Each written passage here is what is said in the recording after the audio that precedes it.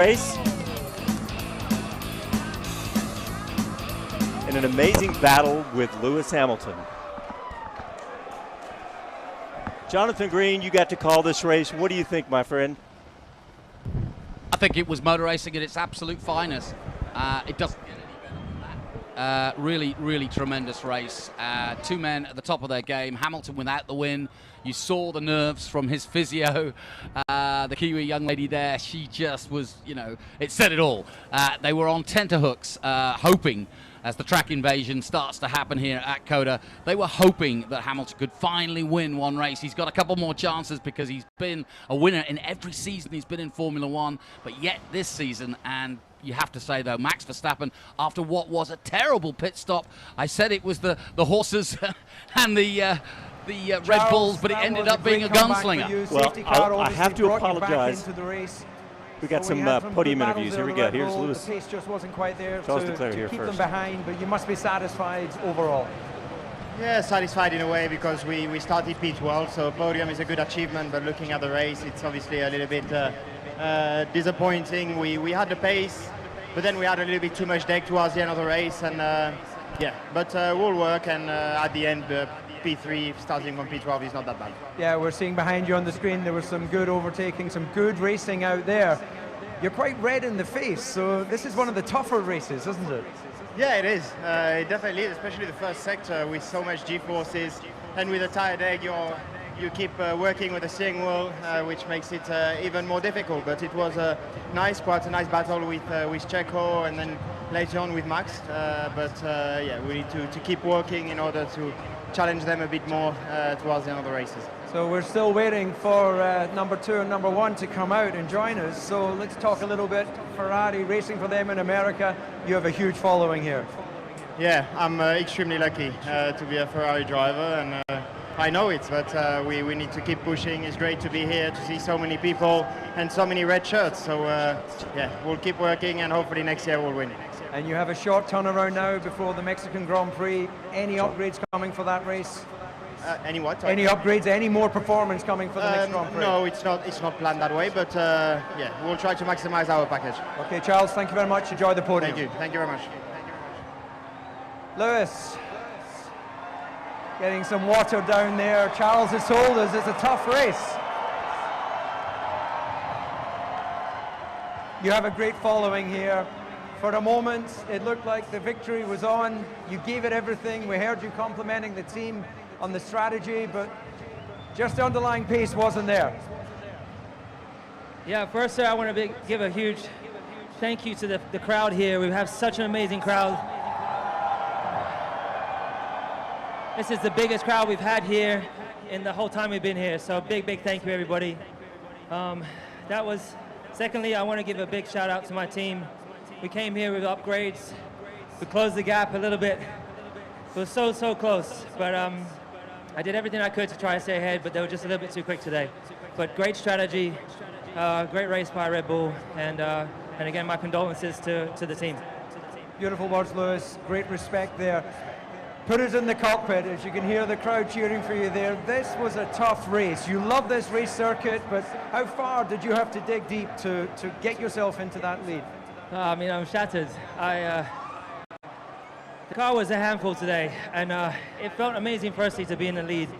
That's something we've been working so hard on as a team through the year, and I felt so much hope. But it's okay, we'll hold on to that, we'll keep pushing. We'll try and give it everything we can in these next 3. He'll come to us at some stage, so. Okay, well, enjoy the podium, enjoy the champagne, and get a rest before Mexico. Thank you. Ladies and gentlemen, your race winner, Max Verstappen. Wow, you worked hard for that one. It looked at a certain moment, it was slipping away. The pit stop, very uncharacteristic. There was an issue clearly with the wheel gun, but then you got your head down. You had to fight hard there with Lewis. How does this victory feel? Yeah, it was a tough one. I mean, it was all looking good, but then, of course, pit stop was a bit longer than we would have liked, so I had to fight my way forward again. But yeah, we gave it everything out there today, and of course, it's a very difficult weekend for us. So this one is definitely dedicated to Dietrich himself, what he has done for everyone. The only thing we could do today was win, and even though after the pit stop it was not looking great, I gave it everything out there and I pushed to the limit to come back. So we saw you embracing with Helmut Marko as you got from the car. He's been instrumental, obviously, in so many drivers' careers. A great moment on reflection on the life of Dietrich Mateschitz to win the Constructors' Championship here as well. So, along with Checo, a great team effort this year. Yeah, of course, we had a big chance to win the Constructors here, and of course, you want to do that in style, and I think we did that today. Yeah, we're seeing behind on the screen the battle you had, first of all with Charles and the Ferrari, and then of course Lewis here on the brakes. You had the DRS, you had to make it stick, and the battle continued to the next corner. Yeah, it was a few corners, but this is a great track anyway for battling. Like if you pass in one corner, you can come back in the next, and yeah, it's really enjoyable to drive here. Does this victory mean more to you because of the emotion of the weekend, because of the passing of Mr. Mateschitz, than other victories?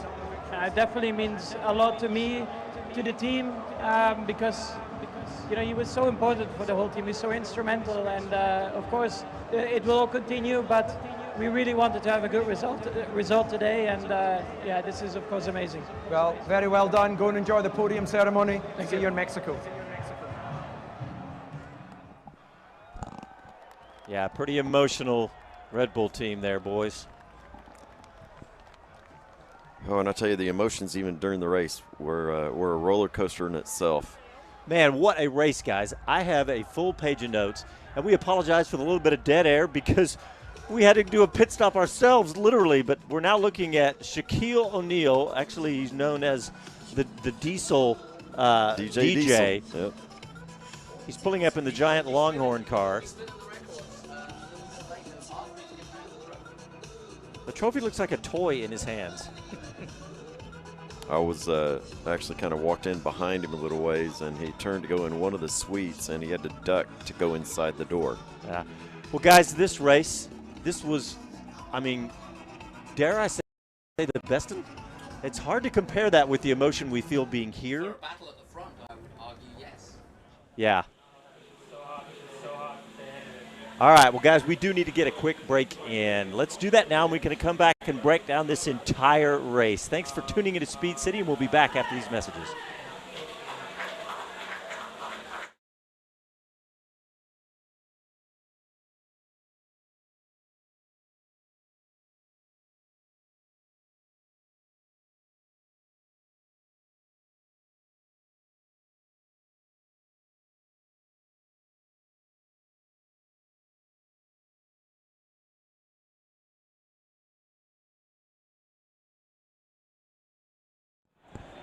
All right, welcome back. We're live at Circuit of the Americas, and we could not be more excited for this Formula One United States Grand Prix. It was an epic race, and we're looking out the window at the huge crowd, the crowd of young people, Jonathan and Bob Varsha.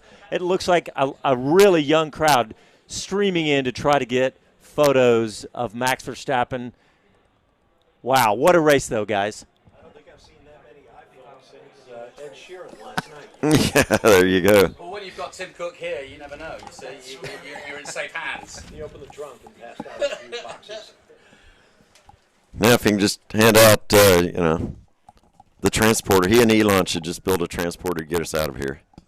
At the end of the day, the show and everything, I'm ready. The race. Talk about the first lap. That upset everything that I think we had predicted with Sainz spinning after getting bumped from Russell. What was your take on that situation, the bump from Russell into Sainz, Bob? I just felt so bad for Carlos Sainz. Taking the pole, only his third career pole, Ferrari. Here it is, the podium for round 19 of the FIA's Formula One World Championship, the Aramco United States Grand Prix. In third place, Charles Leclerc of Monaco, from 11th on the grid. Well done to Charles Leclerc. In second place, Lewis Hamilton from Great Britain, his third. All right, sorry, guys. We're trying to get some technical difficulties work out here out at Circuit of the Americas, but I know my mic is working. I think Bob was having trouble with his. But, Jonathan, how about your mic? Yeah, I think I'm on. Okay, we got you, Jonathan. But yeah, guys, this was just an amazing race. I mean, I have pages and pages of notes. That huge crash with Alonso and Lance Stroll and the wheelie, the 200-mile-an-hour wheelie. I know. And how close was it? Well, obviously, well, I won't say obviously. Our man. Okay, we're still having trouble with your mic, Bob, but That's 2 for me. yeah, that's There you true. go. Try again. How about this one? Does this work? One more time. I am the destroyer of microphones, I guess, now. Yeah, that was a very sketchy crash. Chris Medlin called it at the time, and I agreed with him that that Lance Stroll, who's having such a great race, running up at the top 3 early on, moved. And at the last second, Fernando almost missed him, but managed to get his right front tire into Stroll's left rear. That put the Alpine up in the air. Fortunately, Alonso's trajectory took him past the extraction gap in the fence, so he simply ground down the Armco, while Stroll spun and lost a wheel, and his race was over, which was unfortunate because Aston Martin looked really good this Sunday at COTA. Certainly, it was Sebastian Vettel catching that last position at the end of the race to cap a good day for him at COTA. I got a question for Dave O'Neill on this. So after Alonso's flying wheelie and the floor obviously smashed into the ground, the rib that has that dimension that must be maintained through the race, is there any consideration for what he went through and then completed the race? The legality plank. Yes, yeah, they'll take that into account, but I think the time it hit the ground was like, maybe a quarter of a second, so it wouldn't have taken much material off. I think they're testament to the car, really, for how high it was and how hard it came down. But also, I don't know, when he came down the side of the barrier, there was that gap in the middle of the straight, and it's like he was so close to catching that. And if you remember, that's what came into play in that big NASCAR accident a couple of years ago. Yeah, it reminds me of that crash that happened in NASCAR in the rain where that barrier did come into play. Yeah, so lucky. Yeah. And then, of course, the latter part of the race, he lost the final part of the loose bodywork, which was the mirror halfway down the straight. I have a feeling somebody in a track invasion may have a really cool souvenir. That I always wondered about that, but that was one piece. But let's go back to lap 1. That was the one that really shook everybody's bets up. Sainz getting spun after a bump from Russell, and it looked like Russell went too fast into it and locked up. Is that your interpretation? Yeah, I asked Medlin what his thoughts were, and he basically said that, racing incident, and if he was going to put any blame anywhere, it would be on Russell. Well, I'll speak up for Russell because I'm the one who misdescribed his move early on, and I'll say that Carlos Sainz did come across his bow just that little bit. So, plenty of blame to go around. I just felt badly for Carlos Sainz on a weekend that held so much promise for Ferrari. Well, Sainz was actually retired because of a water leak after that. The car was still moving, but it was a water leak that took him out and retired him to the garage. That definitely that definitely changed quite a bit of our projections on this. You can lead a horse to water. But big picture, guys, we had look at this. Helmut Marko gets it all. Yeah. We're just watching Helmut Marko celebrate with Max Verstappen on the podium, and the Jeroboam of champagne is literally drenching Helmut Marko. Yeah, a big picture, guys, with the Constructors' Championship now in the books, along with the Driver Championship. Red Bull's season is really just an unbelievable season for them, and it's just too bad the timing of Matish's passing. But yeah, and I'm thinking of Helmut Marko as we see him up there, and that's probably the reason he's up there, is he had a close relationship with Mr. Red Bull, Dietrich Mateschitz, over so many years. I mean, we forget how long Red Bull has been out there, not only in motorsports, but in other forms of adventure sports and Olympic sports and whatever you care to name. So good for Helmut Marko, that a glorious day for the team. winning both championships, and he gets a champagne dunking. Yeah, Matisic was a relative recluse in modern day sort of times because he never really came to many races. He was a big airplane fan. He built this big hangar in Austria, had his own private island in Fiji where he would keep away from people. He didn't give interviews, very rarely, and a very wealthy man, clearly from the success of Red Bull, but kept in the background, let Helmut Marko and the rest of the team do the front part. Jonathan, I've never seen a track invasion like this. This I is mean, unbelievable. our commentary booth is way down by turn 20, and we've never seen the crowd. They're out both directions of our window. This is a massive crowd, and now they're all on the track right in front of the main grandstands and the podium from turn 20 all the way up to turn 1, it looks like. Yeah. Absolutely. And yes, honey, and that's my daughter. We know you're out there. She's texting you.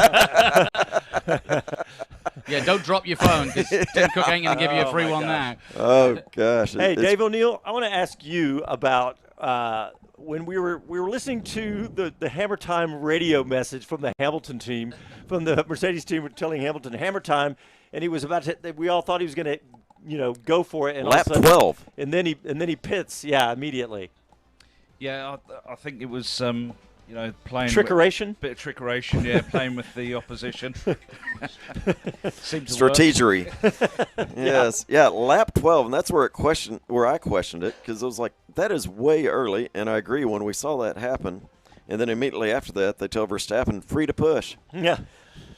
That was not. Hey, Dave, I was asking you during the race, I thought, okay, was that 5-second penalty appropriate for Russell when he pushed Sainz out of the race? And I thought, was it enough? But, you said, yeah, it probably was, especially based on where we were in the race. Yeah, I think, start of the race, everyone's close together, all packed up. There's got to be a bit of leniency there. So I think it was fair enough. It kind of destroyed his race, really, when you look at the result. So, Jonathan, I mean, calling your 10th race here at Circuit of the Americas, I mean, that's got to have a little special feeling too. Yeah, I mean, no question. We've had so many great races here, but they have been dominated by Mercedes over the years. Bottas has won, Hamilton's won. Obviously, Hamilton's won also for McLaren. Ferrari have not had a bunch of races here. And again, it didn't go their way, and they had such high hopes after qualifying. But we've had some good races here, but this is the closest I've seen in terms of the first and second, and then that battle between Vettel and Magnussen, the Haas team, actually fighting for points. Dave O'Neill must be, you must be proud. Coming out of his chair. Yeah, to see Magnussen and Gunter and his team doing so well, fighting with a 4-time world champion.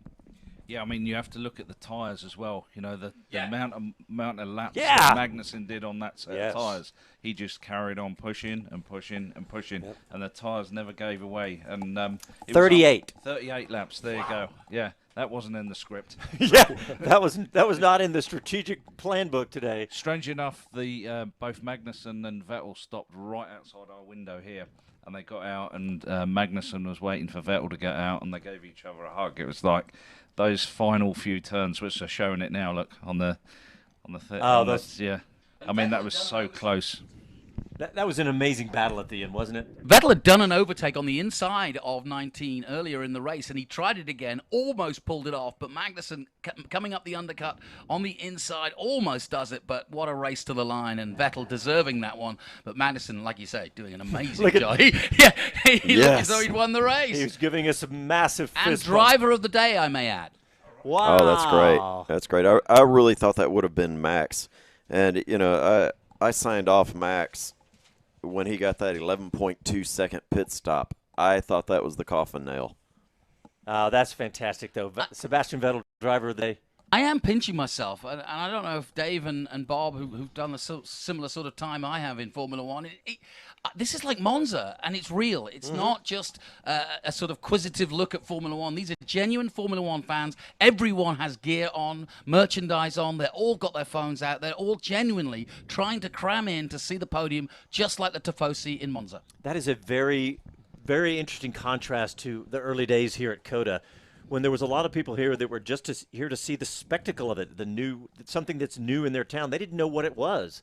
But now we've got Austin fans, but all over the United States and the world for that matter, just packed in here. It's really stunning. And as sports go, UT are playing today or yesterday, and Austin FC, the only other professional sport in this town. And look at this crowd, and not necessarily all from Austin either, from all over the world. Austin is buzzing. We've had 2 weekends of ACL. The airports, the airport Is that employees, an air quality reference? Yeah, the airport employees are going to need a vacation after these past 3 weekends. Well, they are expecting another record travel day of airport traffic tomorrow. Have fun, Bob. Yeah, don't remind me. Yeah. Yeah.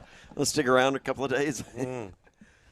A lot of the Formula One journalists, incidentally, and staff are staying on till Wednesday and then going on to begin work again in Mexico on Thursday. That's something the journalists can do. I'm sure, Dave, the mechanics don't have that choice because they're all setting up and undoing boxes and stuff. But, yeah, it's interesting that everybody's chosen to stay potentially till Wednesday after Austin. Listen to all the noise from the crowd, too. They're not just, passing by in a traffic jam. They are cheering and yelling. This is fantastic. Love the excitement. Like I said, besides just the mass. Yeah. All right, guys. Well, let's get our first break in. And when we come back, we'll continue to break down the United States Grand Prix and probably get Chris Medlin in the booth for us. You're listening to Speed City Live from Circuit of the Americas. Back after this. All right. Welcome back to Speed City's coverage of the Formula One United States Grand Prix. We're live at Circuit of the Americas, basking in the glow of a fantastically successful weekend. This weekend ticked every single box, right? We had fantastic crowd, fantastic racing, great concerts, celebrities galore. What else could we have had, Jonathan? Not much. I mean, if you're going to put the eye on American following of Formula One, forget Drive to Survive for a second. Everybody keeps talking about it. Yes, it's been a huge catalyst to get young and new fans to Formula One, but I think those fans have always been here. Bob mentioned in the commentary that, Indianapolis had a record crowd when it first came. So the American fans have always latently been there, if you like. But now with these new fans, it really is in vogue. And for the right reasons, for the racing reasons. We saw coming in this morning at 8 o'clock, fans looking for autographs of drivers. They weren't looking for celebrities. They were looking for the drivers. They all had shirts on. It's a different culture now than we've ever had in America, and it's so pleasing with 3 Grand Prix next year. And, Bob, you've been here for all of these Grand Prix as well, just about all of them. Mm-hmm. Almost all. I mean, what's your take? Oh, spectacular. I've said the place was almost unrecognizable. There have been so many improvements made. And, truth compels me to say there will be a lot of improvements that will still need to be made. Keep in mind, this is a great racing facility, but once a year it becomes so much more than that. 400,000 people plus over 3 days. You can't build a facility to handle that big a crowd every single day of the year. And and do well enough with it. Yeah, there's the Indianapolis Motor Speedway, but that's been there since 1911 for crying out loud. Yeah, so point. You as a facility, a going concern that's ready from year to year and ready to pay the heavy freight that you need to bring the Formula One circus to town. This is a huge asset for the American motorsports family. And let me just take you back 2 years, John. I came here to get my COVID shot. That was something that Bobby Epstein did with Seton Hospital, offering drive-through COVID shots in the middle of the pandemic. 75 of the staff here at the Circuit of the Americas were let go, given that you were able, if furloughed, to get help from the government to keep everybody going. So this was a ghost town. There was nobody here. And you have to ask the question, with motor racing not coming and Formula One not coming, you just wonder. I thought at the time, it's curtains. You cannot, once you lose the big event and nobody's going outside for track days or anything else, you really can't run a circuit. And to see this, Bobby Epstein will sleep well tonight. You needed me to bring you off that cliff, Mr. Optimist. I never thought it was curtains, but I was definitely very worried. And I mean, well, it's happened to so many circuits. Look at Turkey. Look at there's so many that have gone by the way. Yeah. India, Korea. Yeah. Yep. And we talked to Bobby about this, and he talked about how it has been so wonderful to be able to plan properly because of the momentum coming out of last year's 400,000 people, the early sellout they had of this, where they could prepare, and boy, you could see it. You could see it the moment you pulled in the parking lot that this place was much more prepared. And do you remember at the end of last year, we were only just opening the borders of coming out of COVID. We were still worried about people being able to get here from Europe. And that crowd just, had been, locked down for 2 years, and they came out. And it changed the face of this race. Well, let's get back to the race today. I want to go to you, Dave O'Neill, because I felt like, I said it earlier, I think this was one of the best races of the year. What do you think? Well, I think it was. It was masked from the fact that we didn't know what the hard tyres were going to do, and that kind of put a bit of magic in there as well. And then of course you had Magnussen doing the 38 laps on the mediums, so we had several leaders over the course of the race. Yeah, good point. And we had drama in the pits, with people making up. Verstappen with his 12-second pit stop, coming around, made it all up, and it didn't look real. Once he came back out again, he still had Hamilton had the gap, and Verstappen had his work cut out to bring it down. And once he got within a second, he was in the DRS zone, and it was kind of all over from that point. But it was a race until the end, rather than a procession. When we saw that 11-second stop, I said, Hamilton's won the race. I thought Hamilton was going to win it at that point. So did Verstappen. Yeah, so did Verstappen. But his engineer came on the radio and said, "Hold on, put your head down. Let's get back in this thing. We're all in this together." Yeah, exactly. Yeah, and then Vettel, he had problems in the pits as well. He had problems in the pits, and he managed to come back and put it right as well. Here comes Valtteri Bottas's Alfa Romeo on the back of a truck. Yeah, remember we had Verstappen's 11-second pit stop, followed immediately by almost a 4-second pit stop from Perez. So they were a little bit on the back foot, Red Bull, the whole team right after that. And that was definitely unpleasant. But then we had a fantastic Leclerc-Verstappen battle going on until that was like lap 39 until Verstappen could get past Leclerc. Yeah, the Red Bull car was definitely quick down the straight today, and I think that's kind of what won it. Around the corners. They were pretty much a match. Dave, what's your take on Stroll's move on Alonso? I know it ended up in a big crash, but was Stroll in the wrong, definitely? I think so. Yeah. Okay. Yeah, I think, yeah. It's too bad because he was having a good weekend, qualified great. Weekend, And he has done well, but that was. I think I said at the time, welcome to the Aston Martin team, teammate. Yeah, that's exactly what Dave O'Neill was telling him in this. Brad's still taking selfies. Yeah, that we've had plenty of Brad Pitt coverage on the camera coverage out here. Doesn't do any harm to the sport, I have to say. We've had many celebrities here, but given that he's serious about wanting to do a racing film, like many before him. Yeah, Dave O'Neill, I want to ask you about Perez front wing. We saw the loose parts, and then we saw the parts fly off of that. My first reaction was, had that been a Haas team, they would have flagged him, made him come right in.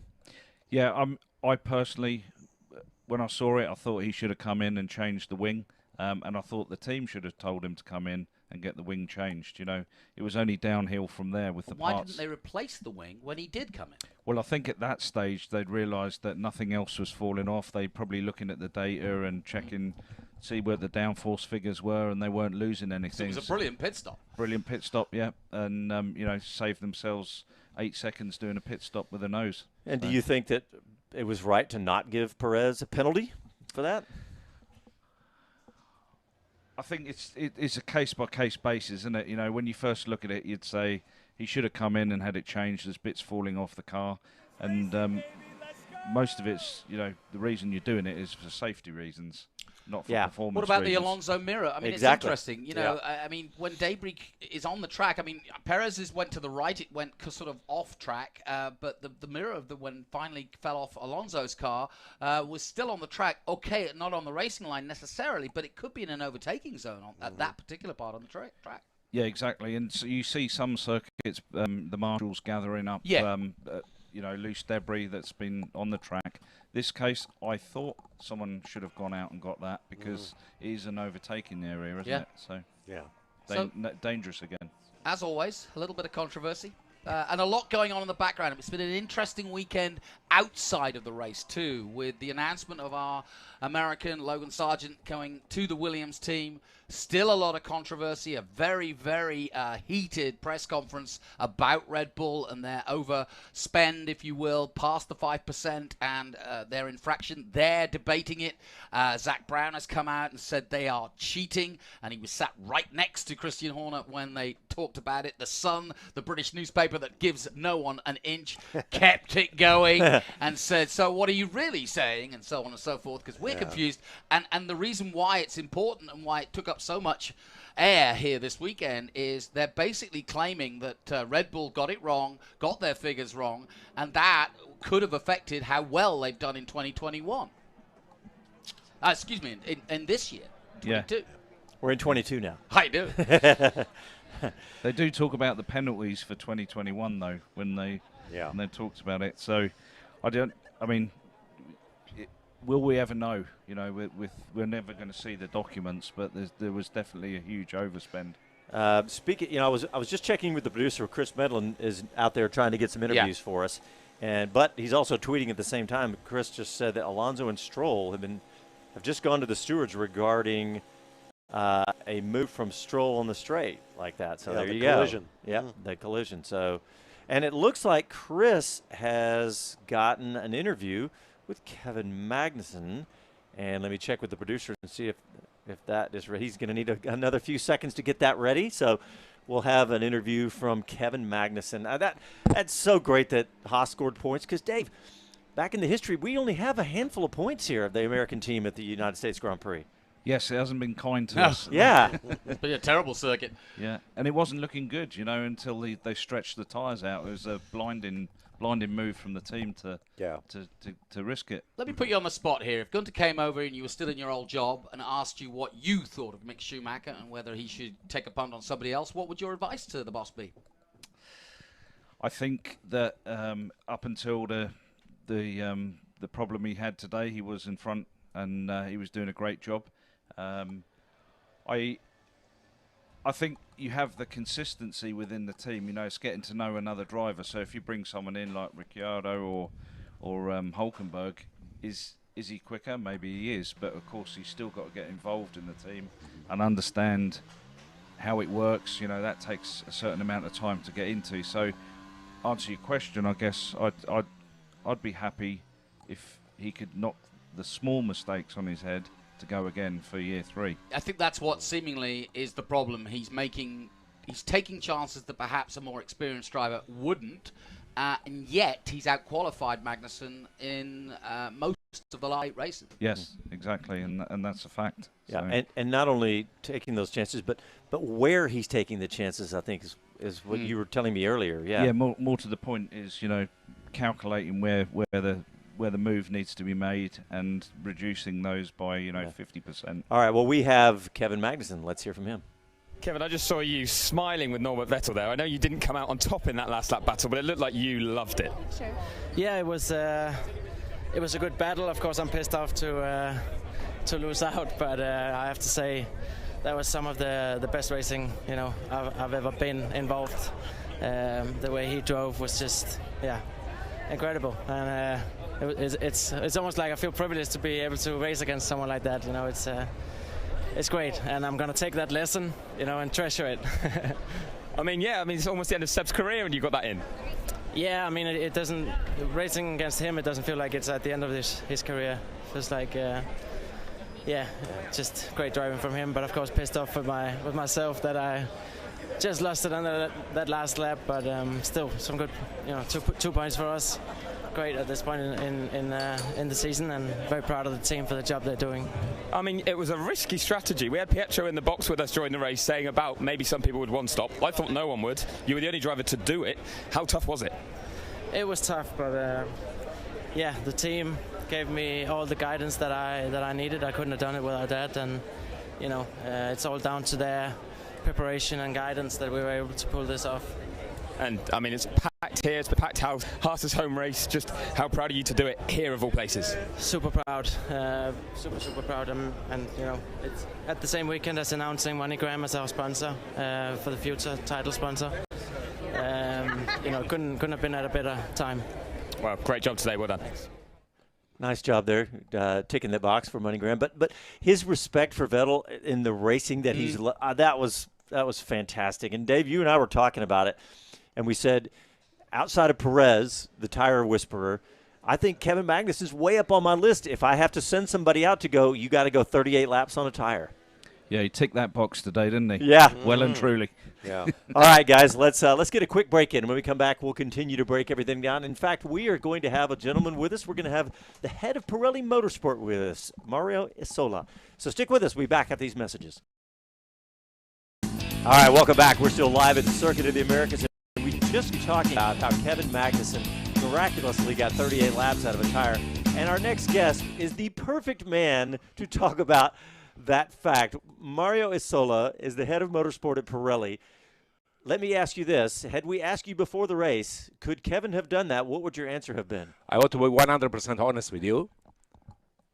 I would have said no. That's that's impossible. We know that here in Austin, it's all about keeping the degradation under control. This track is putting a lot of stress on the tires, so you have a thermal degradation that was quite clear on Friday morning. It was confirmed on Friday morning. And looking at the level of degradation of the medium compound, I would have said no more than 20-25 laps. He was able to run 38 laps with a pace that was quite good. So he was able to keep the car the pace in was the points. great at the end, wasn't it? Absolutely. Still. Absolutely. Great fight with Vettel. It is true that today the level of degradation was lower than expected, probably due to the track evolution, that here is quite big. But so much, honestly. it was a bit unpredictable. And Mario, how much difference, and obviously everybody was interested to see what the new track surface and the fact that there were less bumps because they dealt with some of them would be to the tyres. What was the feedback from your point of view? That's a difficult question because these cars are working in a completely different way compared to, and so they need to be very low to generate downforce, and obviously if you have bumps on track, that creates a lot of issues for the car to generate downforce. The fact that the bumps have been removed is helping these cars, keeping them with a good downforce. I believe the wind was an element that was disturbing a lot the drivers, because it makes, and these cars are very sensitive to the wind, that makes the drivers don't have the feeling, and you have snap oversteer, snap understeer. It's difficult to control the car when you have gusts of wind. So the wind is the element that probably today was disturbing the driver the most. On Friday, in the second practice, you had the opportunity to test the prototypes for next year's tires. Was it a successful test? Did you get the data you were looking for? It was the first time that we had the opportunity to use a free practice session dedicated to Pirelli. That was discussed at the beginning of the season when we were preparing a draft plan of testing for the year. We have to develop the product every year, obviously, because they develop the car, so they increase the performance, and we have to follow with the construction of the tires, with the compounds. It was the first year with the 18 inches, so we had already some fine-tuning in mind. We were planning a test after Suzuka and after Mexico, and all the teams were not very happy, because you can imagine people have to stay abroad for 5 weeks without coming back home, and so we started to discuss any opportunity, thinking out of the box, if there was any opportunity to test in the race weekend. Obviously, a dedicated session was not possible because of the power mileage. You increased too much the power unit mileage, and that was not possible. And the teams came back to us saying, why don't we dedicate a free practice session to Pirelli? It's the same for everybody. Obviously, for them, it's not ideal because they get a lot of information from FP2. But I have to say it was successful. All the 20 cars were running. We had no red flags. We had no interruptions, no strange situations. So we have now a lot of data to analyze. We were focused more on the hardest range of compounds here in Austin, and in Mexico in 1 week time we will test the softest compounds, and after that we decide the compounds for next year. Did you choose Austin because of the things you talked about, the thermal, the heat that we have here and all those things? Yeah, this is a very representative track for tire testing. you have a bit of everything. You have turn 2 to 6 high speed, a sequence of high speed corners. You have in the last part, in the last sector, some corners where you have you need a good traction and braking. So you have a bit of everything. If I want to make a comparison to an European track that is often used for testing is Barcelona, where you have a bit of everything, and here in Austin you have a bit of everything. It's ideal for tire testing. Mario, during the commentary, we were coming down to the last few laps and looking at Verstappen on a medium and Hamilton on the hard. You'd think if Hamilton could have maybe just a couple of more laps, would it have been the case had he had the chance to have maybe just 2-3 laps he could have maybe caught? I can tell you is the Red Bull in the last few races, I don't know what they have done to the car, but probably some upgrades, and they are using the tires very, very well. So they are able to manage the degradation of the tires in an incredible way, and the medium of Verstappen was degrading at the same level of the hard of Hamilton. Wow. And yeah, clearly with more laps, you never know, because you can have the medium degrading more or having a cliff, but it is very difficult to make a prediction on how many laps, because it's not a matter of where, as I said, and Verstappen was managing the tires very, very well. These cars are helping a lot, because when you follow another car, for example, you don't lose a lot of downforce like it was in the past. In the old days. They were losing 40-50% of downforce. They started sliding, you overheat the surface of the tire and you lose grip. With these cars, they can attack, and what is very nice for me as a spectator is to see that the drivers can attack for 3, 4, 5 laps and still have the grip in the tires and still can fight on track. That is exactly what we want to see. It's not a matter of the number of pit stops.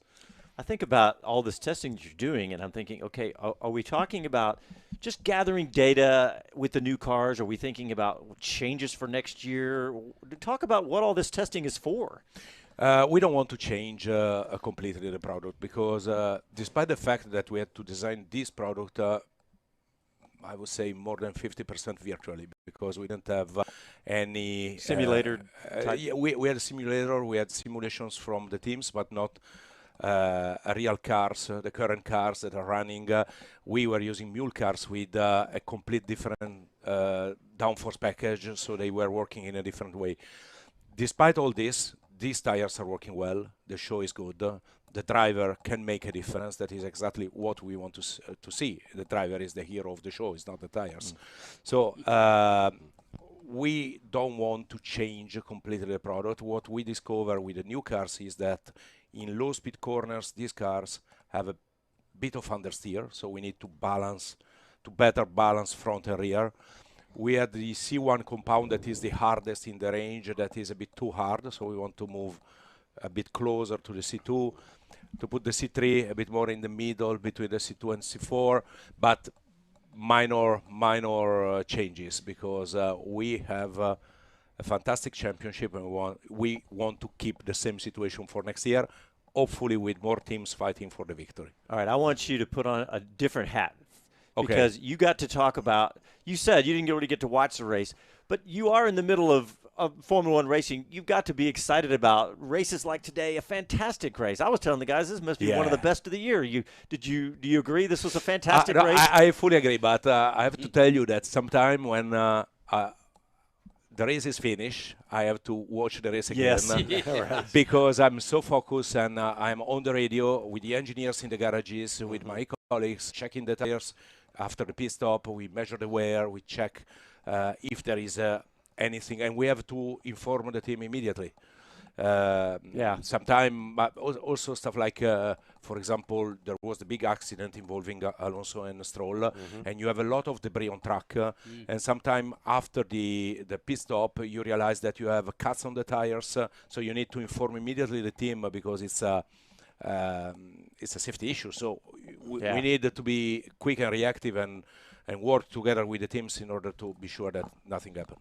And certainly with the bigger tyres, there's been less punctures, from previous years, is kind of what it looks like, whether it's true or not.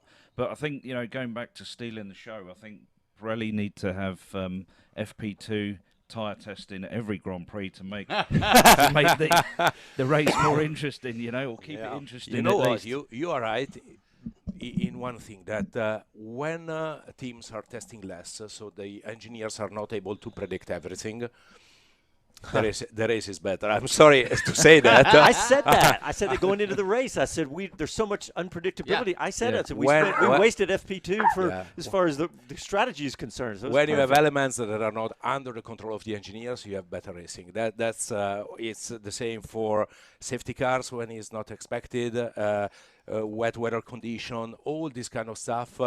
When they are not under control of the engineers, you usually have better racing. With the sprint events, for example, they have only one free practice session before going into qualifying, and then they have another one that is more or less useless because the car is in Parc Fermé on Saturday morning, and a lot of time we had better racing on Sunday. Yes. But if you tell this to the teams, they're going to kill me. So. Yeah. Well, excuse me for getting excited. I was just happy that I was in agreement with the head of Pirelli Motorsport Tires. Well, we did see a fantastic race today, guys. And what do you think about what you've seen in your time coming to Circuit of the Americas? I mean, look at what's happened here. I mean, we have this amazing crowd. It's unbelievable. It's unbelievable. My only complaint is the traffic when I go home, back to the hotel. That's why we have you on the show. Tell us about it. Get rid of some traffic while you're here. No, it's fantastic to see. Because I remember when we came to Austin, the first edition, 2012, 2013, we had fans. But they were not, I don't want to use the word real fans, but they were just here. They were curious to see, okay, what is this Formula One? We don't know about Formula One. Now you have fans that are recognizing all the drivers, people, team principals. It reminds me of Monza, this track invasion. I mean, absolutely. Everybody's got the shirts on. There's Ferrari flags everywhere. I mean, it really does feel like those special moments at Monza. I remember I had this feeling for the first time last year. Last year when I came here, I remember, usually on Friday we leave the track very, very late because we have to analyze data and so on. It was like 11 in the evening. I went out and people were outside waiting for the drivers, waiting for waving hands. That's the passion that you can feel. Bob Barcia and I went to dinner last night, and it was like 8:30 at night, way out in North Austin, and all the way across town from here. All the way across town. We walk in the restaurant, and it is full of Formula One fans. Yeah. And of course, walking next to Bob, it was hard to get through the crowd with people asking for selfies and all that. But it was amazing to see that many people, and all in their gear, all excited about the race. And it's a big difference compared to the past. I can tell you, I'm a very good friend of Gunther Steiner, that you know very well. And I told him, Gunther, I'm not going out for dinner with you anymore because it is impossible to survive. He's a superstar, right? It's a superstar. Isn't that weird? I saw that at Miami, getting autographs, Toto Wolff and Gunther and so on. What a change. And I think that's Netflix as well. Totally down to Netflix, absolutely. We saw in Miami, everybody's going around, I got a Toto Wolff or a Christian Horner or a Gunther Steiner or a Fred Vasseur or Mario Isola. I'm not so famous. I'm not so famous. To avoid the cameras? Do they come and look for you? In Italy, yes, because in Monza it's my home race, so yes. In some other places, somebody, but not like Gunther. All right, guys, let's get a quick break in, and when we come back, we'll have more with Mario Isola from Pirelli, and we'll continue to bask in the glow that has been the United States Grand Prix. All right, welcome back. We're still live at Circuit of the Americas. Our special guest in the booth is head of Pirelli Motorsport, Mario Isola, or am I saying it right every time? Ever wrong? Anyway, Isola. So you said something a while ago about that you have to go back and watch the race. This is one of those races that we all have to do the same thing. There's so many different things. Dave, you were just talking about a couple elements that we haven't even touched on. What was one of those? Well, it was the damage to the wing. You know, the M8 was missing on Perez's. You know, we used to do that when I worked at Haas's. You'd watch the race 2 or 3 times, even on the plane on the way home. And the amount of stuff you used to pick up, write notes, and then when you had the debrief back at the factory or remotely, you could bring those parts up. But huge amount of rewind to be done. So. Well, I want to look forward now because I want to get your take on Mexico, because the elevation is always way more than I remember. 2,200 meters. 2,200. Quick calculation. 7,000 feet. Yeah, because yeah. No, that's fine. We're in the old world here, unfortunately. We still use 18-inch tyres, but we're in. Yeah, you're right. That's true. But we're going to talk about. I want to talk about that. We're also going to talk about the more road car similar tires. But let's talk about Mexico. Yeah. What about the tires in Mexico and how that affects the whole equation? It's a complete different track. It's what we call a stop-and-go track, because you don't have a lot of quick corners. It's all about braking and traction, so a lot more on the longitudinal stress on the tire. The level of grip is less, the asphalt is different, much less aggressive than Austin. The altitude is limiting the downforce. Even if teams are taking the high downforce package, obviously you cannot generate the downforce, so you slide a little bit, and you just can't hardly generate because downforce. of that. You have to rely on the grip of the tires. Yeah, you can barely generate downforce in Mexico at 7,000 feet. It's quite difficult to generate any downforce.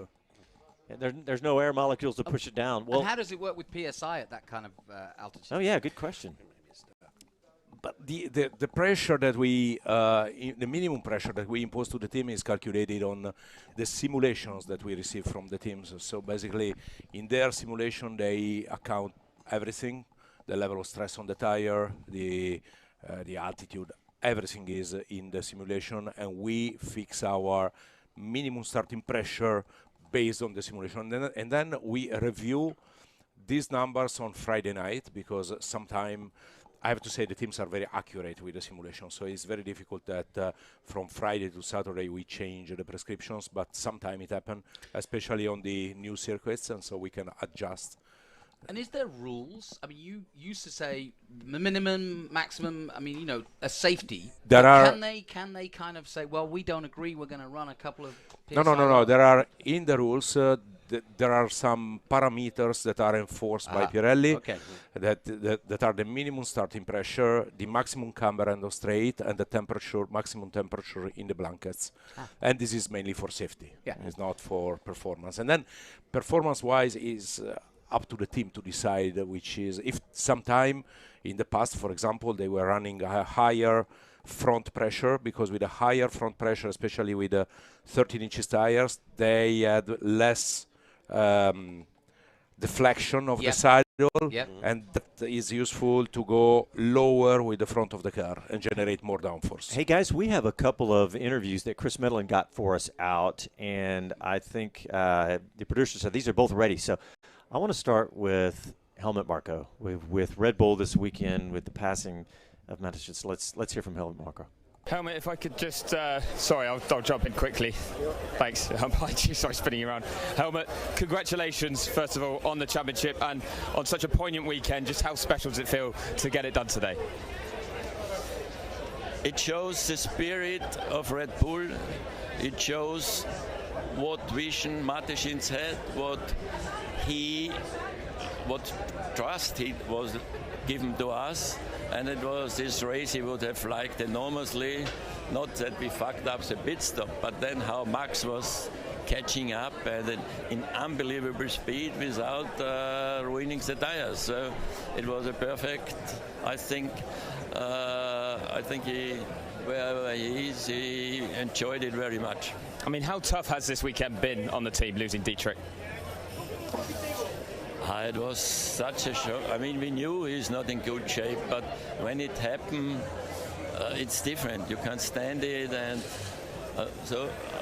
normally at that time I'm having a telephone call with him. So everything is so new, but I spoke with him, as I said, last week, and it was a clear direction and order. Keep fighting, keep going. We want to win more championships. Oh, and you've certainly done that. And the first win since 2013 in the Constructors' Championship, finally ending that Mercedes run of dominance in the V6 era. Just how much does that mean as well to finally break that run? Of course, that means a lot, because we had seven really tough years. before we switch to a competitive engine. And here, having a Mercedes in front, that was, of course, was an extra motivation. Oh, congratulations, well done. Thank you very much. Yeah, that was good. Thanks, Chris, for getting that. Mario, I want to ask you about. You guys are now the tires are now 18-inch tires, so they're a lot more similar to road car tires. Is this helping both? Are you being able to pull some of the research and technology from the road cars into the racing and vice versa? It's more from racing to the road, but now sometimes it happens also the opposite.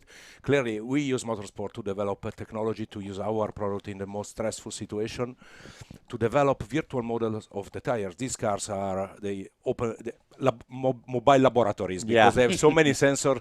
Can you believe they upload 115 channels on each car on our server to wait for just the tires? Just the tires. That's tires, suspension, okay, but not power unit, nothing related to that. Anything related to the tires, okay. Thanks to that, we can develop, for example, virtual models of the tires, and when you have the know-how in the company, you can modify some parameters and simulate what happened on a road tire.